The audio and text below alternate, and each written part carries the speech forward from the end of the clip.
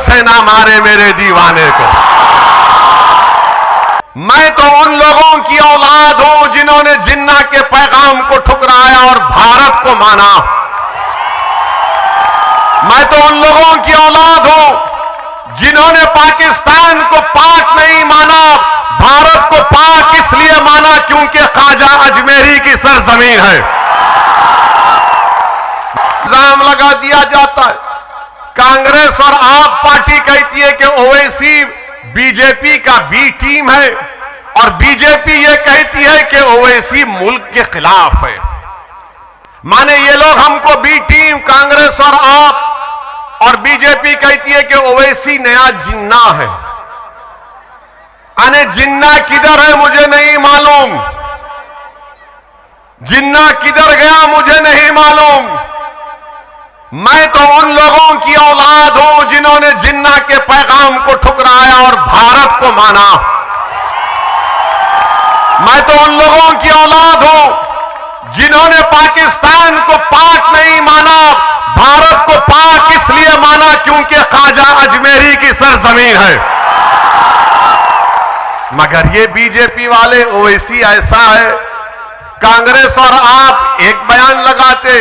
मैं बीजेपी कांग्रेस और आप से एक बात कहना चाह रहा हूं कि तुम लोग किसी एक जगह पर अहमदाबाद में बैठ जाओ, मोदी, राहुल और केजरीवाल तीनों बैठकर ये तय कर लो कि ओवैसी क्या है। तीनों बैठकर तय कर लो।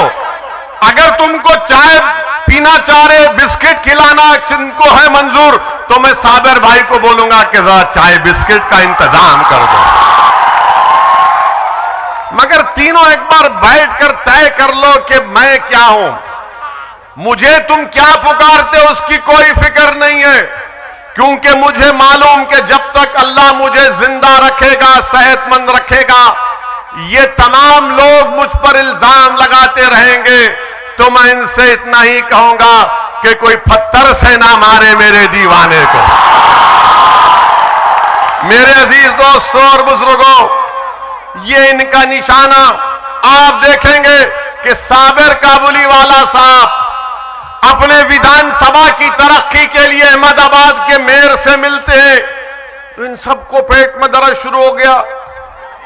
नहीं, साबिर काबुलीवाला मीटिंग किए, अरे दीवाने जनता के दरमियान मीटिंग कर रहे हैं।